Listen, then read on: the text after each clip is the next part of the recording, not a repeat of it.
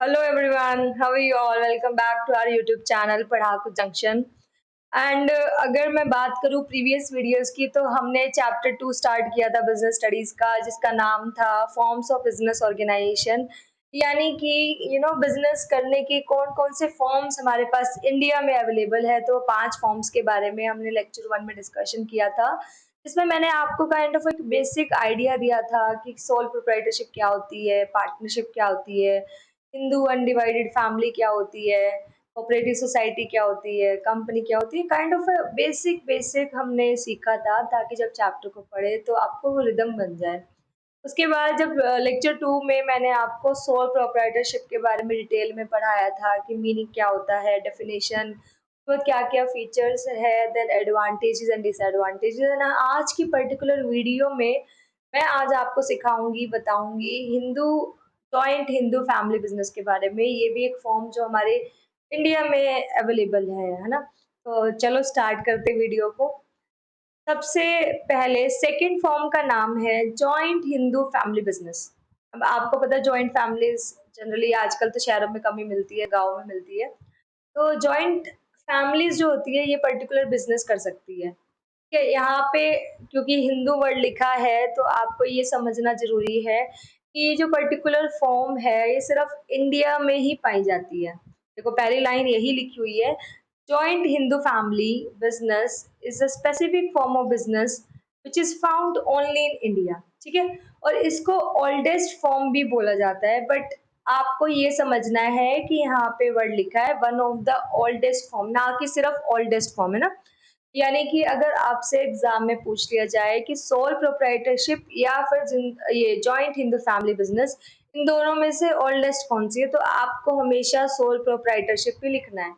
Sole proprietorship तो शुरू से चलती आ रही है ना। जब स्टार्टिंग बिजनेस करना सोचा तब से पहली फॉर्म वही थी, but one of the oldest कि हाँ पुरानी फॉर्म्स में से एक जॉइंट हिंदू फैमिली बिजनेस भी है, ये इसका मतलब है। ठीक है, अब अगर मैं बात करूं ये क्या होती है तो इसमें लिखा है it refers to a form of organization wherein the business is owned and carried on by the members of Hindu undivided family, है ना।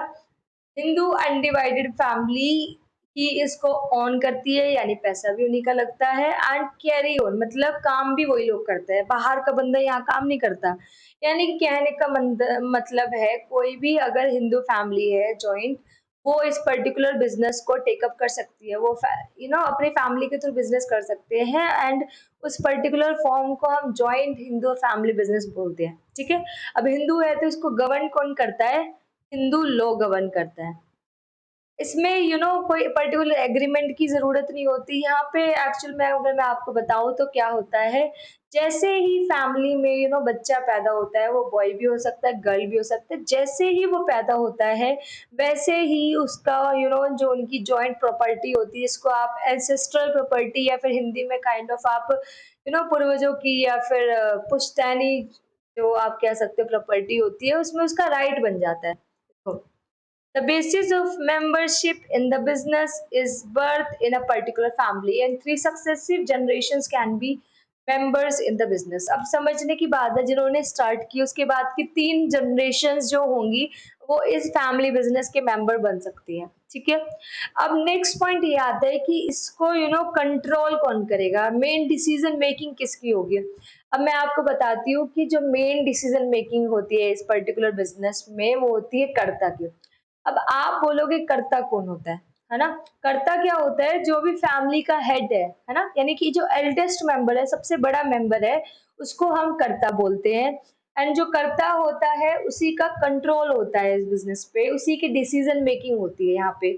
और जितने भी कर्ता के अलावा बाकी फैमिली मेंबर्स बच गए उसको हम इस टर्म में इस पर्टिकुलर फॉर्म में हम उसको बोलते हैं को पार्टनर्स। ओके, चलो पढ़ लेते हैं। The business is controlled by the head of family who is the eldest member and is called Karta. Okay, all members have equal ownership right over the property of an ancestor and they are known as co-partners. Clear? अब बात करते हैं कुछ features की कि क्या क्या features होते हैं joint in the family business के।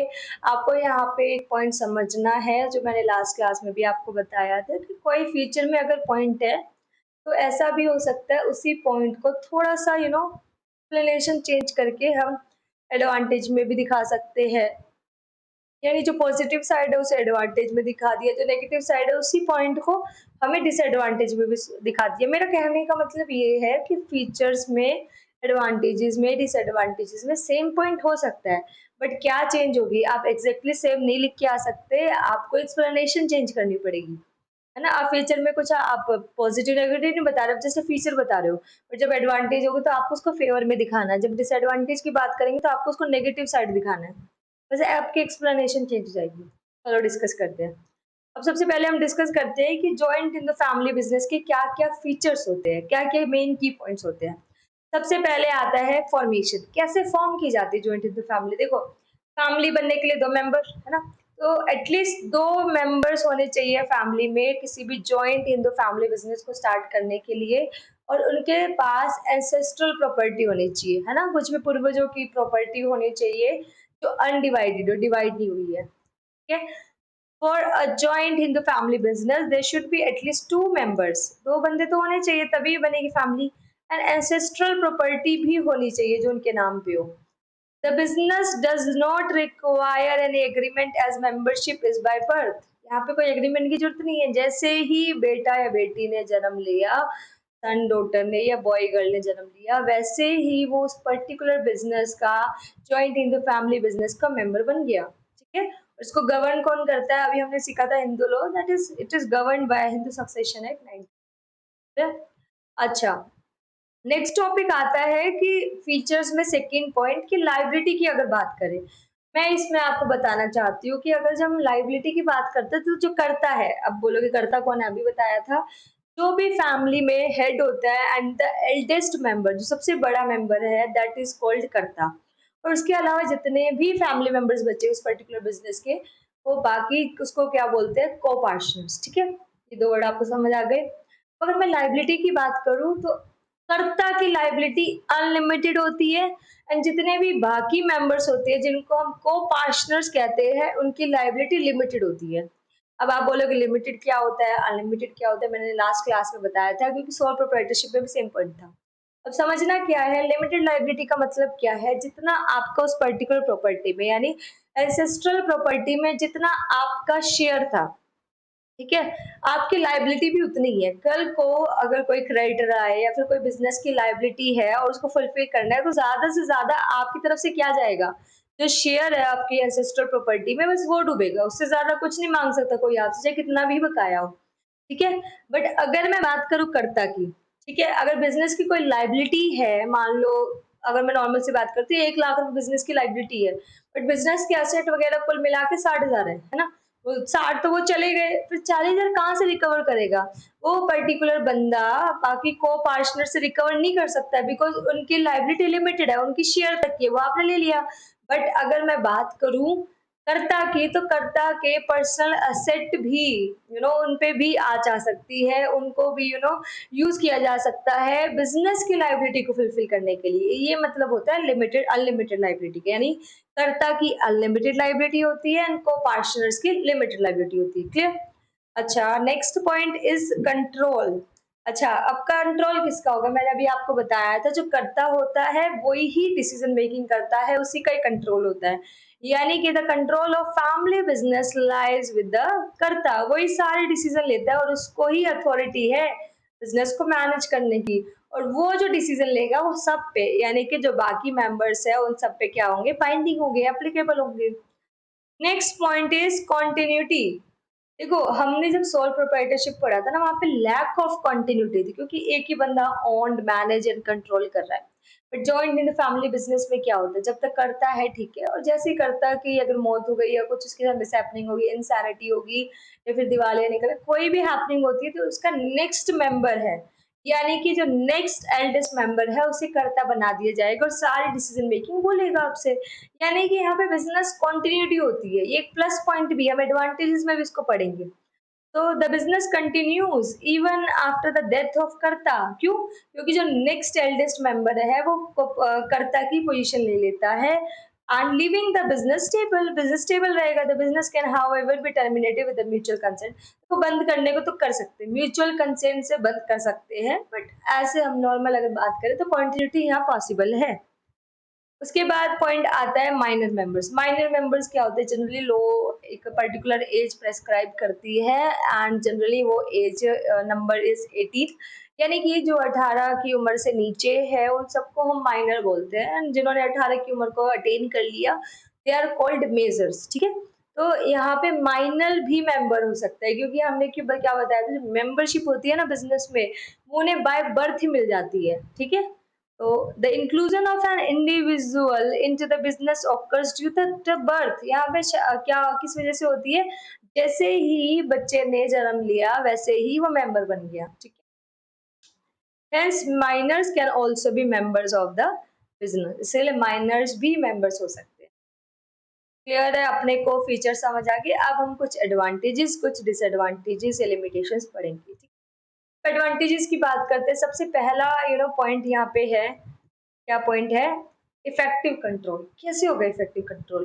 देखो, हमने अभी डिस्कस किया था कि जो मेन कंट्रोल होता है ना वो सारा कर्ता का होता है, यानी कि कर्ता को ही डिसीजन लेने हैं, और सारे डिसीजन जो वो लेता है वो सब पे बाइंडिंग होते हैं, यानी कन्फ्लिक्ट का कोई चांस ही नहीं, क्योंकि पावर ही कर्ता के पास है। तो यहाँ पे क्विक डिसीजन मेकिंग होती है, जल्दी बन जाती है, उसे किसी को पूछने की जरूरत नहीं, क्योंकि डिसीजन उसी ने लेना है, ना ही यहाँ पे म्यूचुअल कंसेंट की जरूरत है, इफेक्टिवली रहता है control. The Karta has absolute decision making power. This avoids conflict among members as no one can interfere with his right to decide. कोई नहीं बोल सकता सर आप गलत कर रहे हैं, भाई वो जो बोल देगा वो फाइनल है, कर्ता को अथॉरिटी दी गई है। This also leads to prompt and flexible decision making. इसीलिए क्या होता है, डिसीजन मेकिंग क्विक हो जाती है, जल्दी हो जाती है। पर देखो, अगर हम इसी पॉइंट को दोबारा से अगर सोचे तो ये एक तरफ का नेगेटिव पॉइंट भी है ना, कि करता करता की चल रही है, बाकी कोई राइट नहीं है, वो डोमिनेट कर रहा है सबको, तो वो डिसएडवांटेज में ही पड़ेंगे। बस आपको पर्सपेक्टिव बदलना है लिखते वक्त, और कुछ नहीं।